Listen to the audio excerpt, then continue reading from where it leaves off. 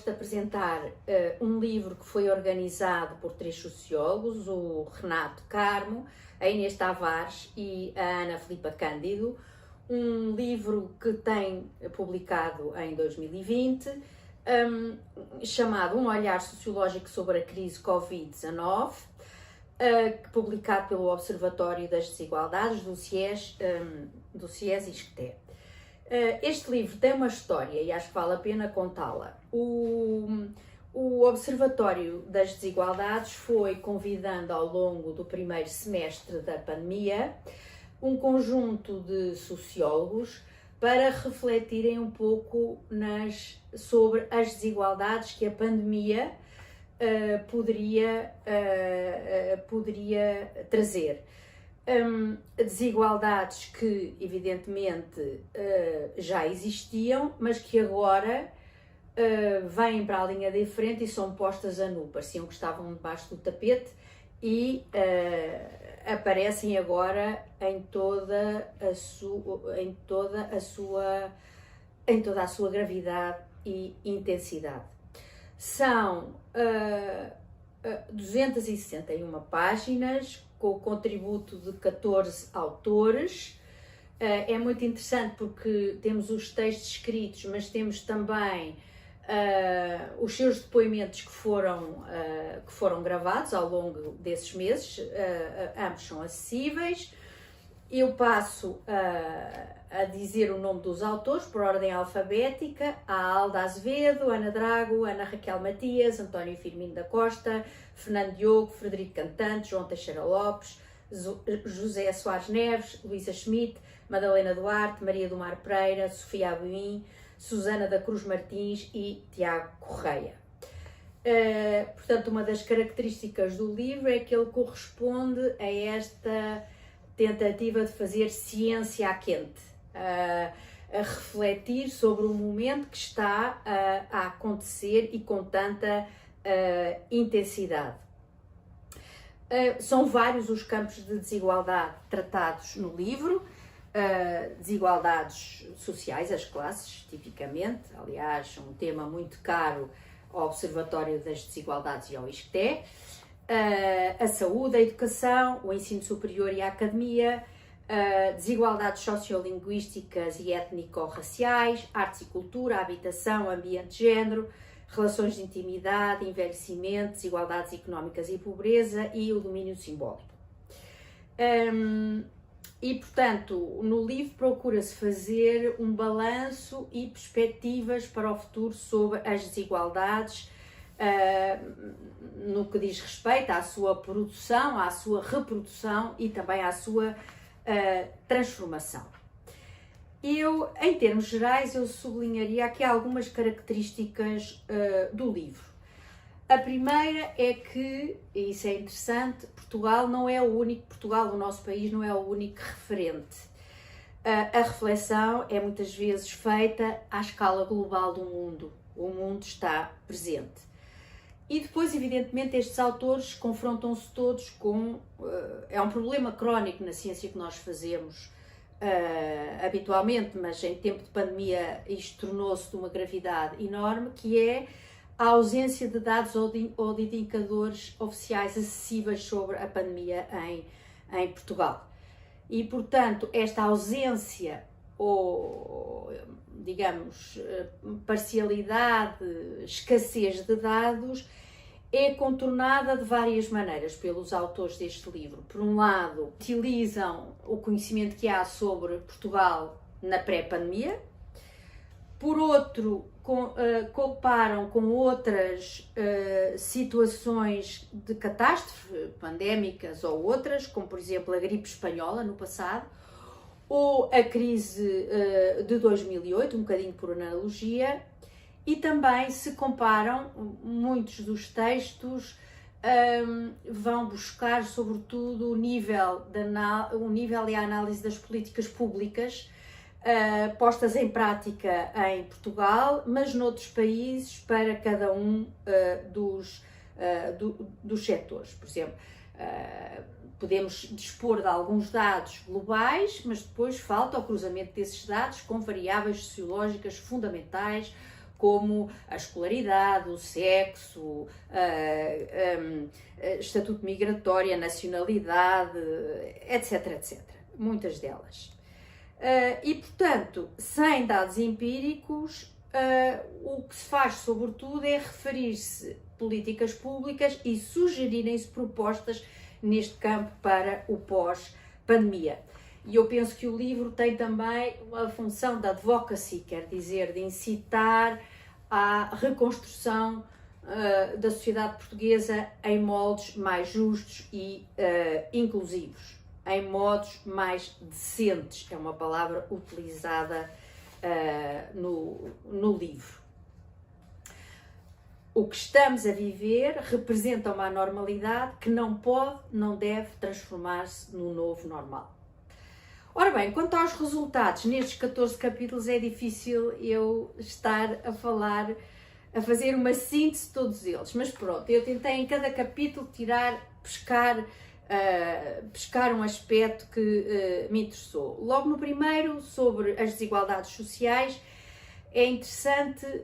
referir-se que talvez só a partir da crise financeira de 2008 se cria na esfera pública mundial uma sensibilidade, uma percepção alargada sobre o facto de o mundo, dos países, das sociedades serem, afinal, muito desiguais e que, em algumas dimensões decisivas, essas desigualdades vieram a agravar-se. E a primeira constatação, evidentemente, nesta pandemia é que os mais desfavorecidos e os mais vulneráveis estão a ficar ainda mais desfavorecidos e mais vulneráveis no mundo, entre países e dentro de cada país. Quanto às políticas relativamente à pandemia, são também descritas, os vários países no mundo não utilizaram uma fórmula única, houve variedade, portanto, países que quiseram pura e simplesmente erradicar as cadeias de transmissão, como é o caso da Nova Zelândia, da Islândia ou da Tailândia, outros que quiseram gerir as cadeias de transmissão, que é o caso dos países da União Europeia e de Portugal, outros ainda que pura e simplesmente ignoraram as cadeias de transmissão, o caso mais extremo é o Brasil, aliás, porque continua, os Estados Unidos até às últimas eleições presidenciais, o próprio Reino Unido numa fase inicial depois fez um U-turn bastante significativo e, evidentemente, na generalidade dos países de muito baixo rendimento, a incapacidade de gerir as cadeias de transmissão. No terceiro capítulo, sublinhado o impacto devastador do fecho das escolas e as desigualdades da educação, ressalvando que a aprendizagem necessita de uma forte componente de copresença entre professores e alunos, mesmo ao nível do ensino superior, portanto, sem ensino copresencial, é bom que isso seja dito, não é possível fazer escola, seja ela de que nível for. Um capítulo muito interessante, porque era uma dimensão sobre a qual eu nunca tinha pensado, as desigualdades linguísticas.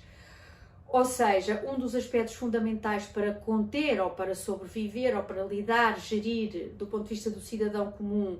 a doença contagiosa é a capacidade de entender a informação que é dada sobre saúde pública. E com a diminuição da mobilidade das pessoas e, portanto, o facto das pessoas não mais se encontrarem, muitas delas não mais se encontrarem nos seus locais de trabalho, isto contrasta com um aumento exponencial do fluxo de informação. Ora, há muitos cidadãos que vivem em Portugal e que têm uma enorme dificuldade na consulta de informação da saúde médica, no acesso e no usufruto de consultas de telemedicina, na capacidade de entenderem tudo aquilo que é preciso fazer para requerimentos, por exemplo, de apoio ao desemprego, rendas de habitação e outros, e, portanto, muitas vezes não pensamos nisto, mas as desigualdades linguísticas são um aspecto-chave na questão pandémica. Claro que a cultura ganhou uma visibilidade acrescida, talvez ainda mais alargada do que em movimentos de crises anteriores, com efeitos extremamente negativos nos seus profissionais, e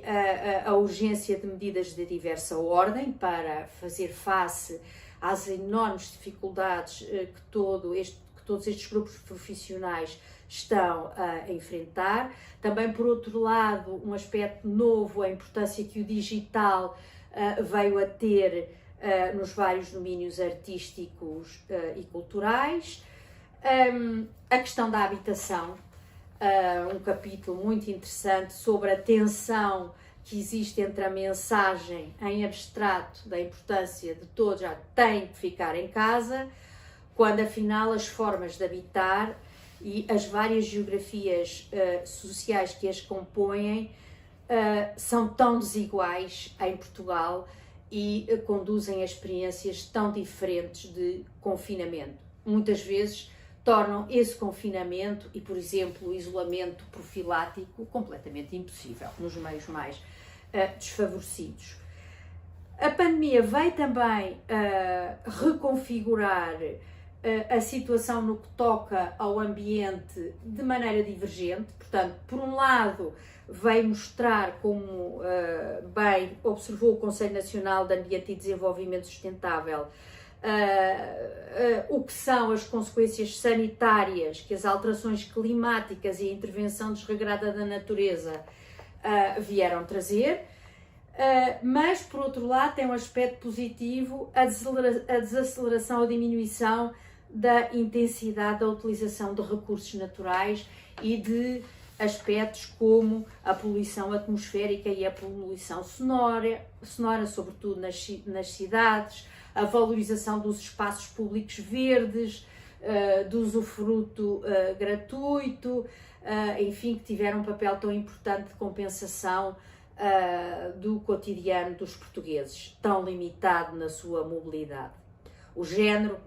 tem vindo a ser muito destacado, mesmo a nível do espaço público, portanto, o vírus não é democrático, é um vírus da desigualdade, não estamos todos juntos, e homens e mulheres não estão certamente todos juntos nesta pandemia, bem como certos grupos, como por exemplo as pessoas LGBT e que mais, porque por um lado há todo o problema da violência que se passa no espaço privado da casa, de onde os mais vulneráveis não podem sair, e por outro lado uma grande preocupação com o retrocesso, com a reversão de ganhos obtidos em termos de oportunidades económicas e de emprego e para as mulheres, sobretudo para as mulheres, nos últimos 30 anos de avanço. Portanto, não vai ficar tudo bem no pós-pandemia. Quanto ao envelhecimento, houve questões que vinham a ser tratadas já pelos estudos sociológicos do envelhecimento, que agora se tornaram absolutamente prioritárias. O reforço das preferências pelo envelhecimento em casa e na comunidade, portanto, a ideia do envelhecer no lugar, do inglês aging in place, com o apoio das redes de vizinhança e das respostas sociais existentes na área de residência. Nós vimos, veio a nu com a pandemia esta realidade trágica dos lares, depósitos de velhos, ou que afinal foram focos de contágio e de mortalidade excessiva. O facto também do nosso modelo económico, da fragilidade do nosso modelo económico ter sido posta a nu, pois ele se apoiou nos últimos anos em áreas de especialização de baixo valor acrescentado, muito baseada em trabalho precário, com uma estrutura empresarial fortemente atomizada, e percebemos agora qual é a fragilidade do modelo económico, sobretudo assente nesses pilares. A pobreza, como é óbvio, havia já pobres, muitos pobres antes da crise, e que ficarão provavelmente numa situação de pobreza ainda maior, mas a estes pobres que já estavam a ser detectados vieram juntar-se outros pobres, pessoas que tinham empresas, pessoas que tinham trabalho e que qualificadas e que de repente viram o seu mundo completamente virado do avesso e sem, por exemplo, dinheiro para comprar comida, famílias a passarem fome. Um artigo que eu penso que é muito inovador e refrescante é o artigo sobre a pandemia na academia, onde tem havido uma vasta literatura, não por acaso evidentemente,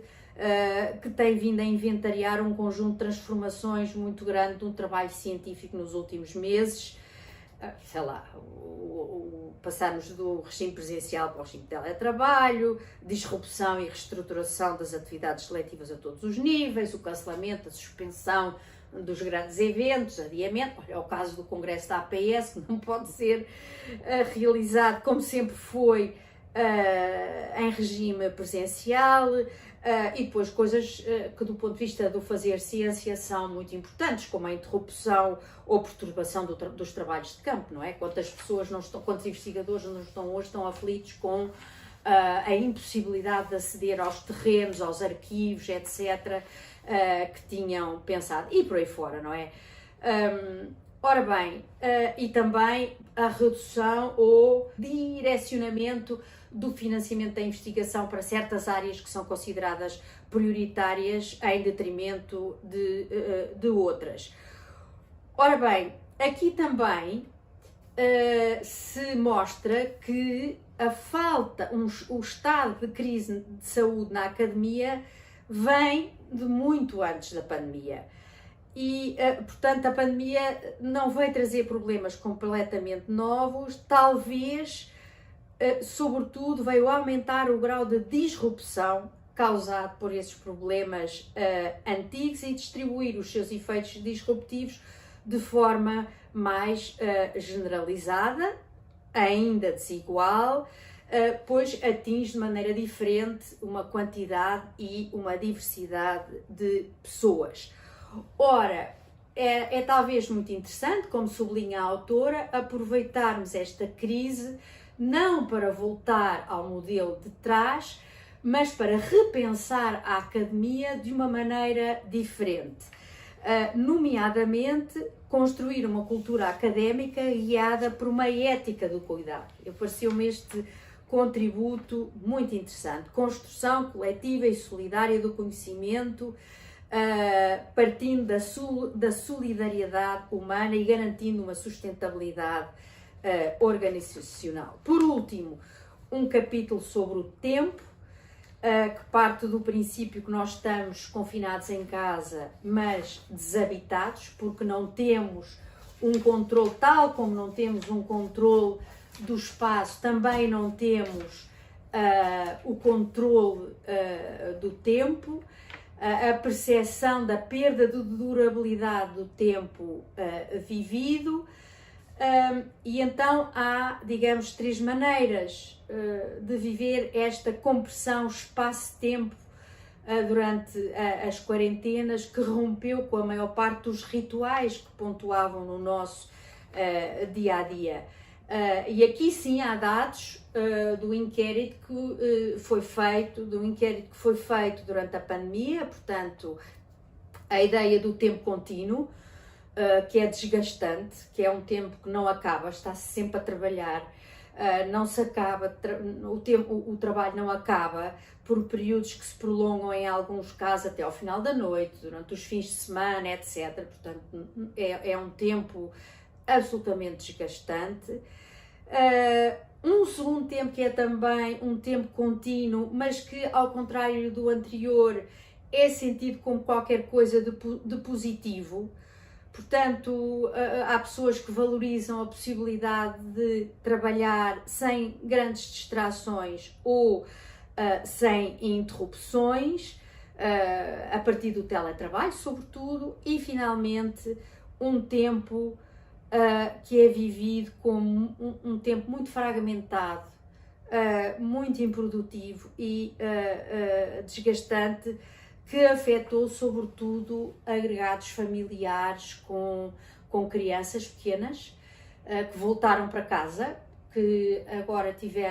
passaram a ter a escola em casa com o pedido sistemático de assistência dos pais e portanto,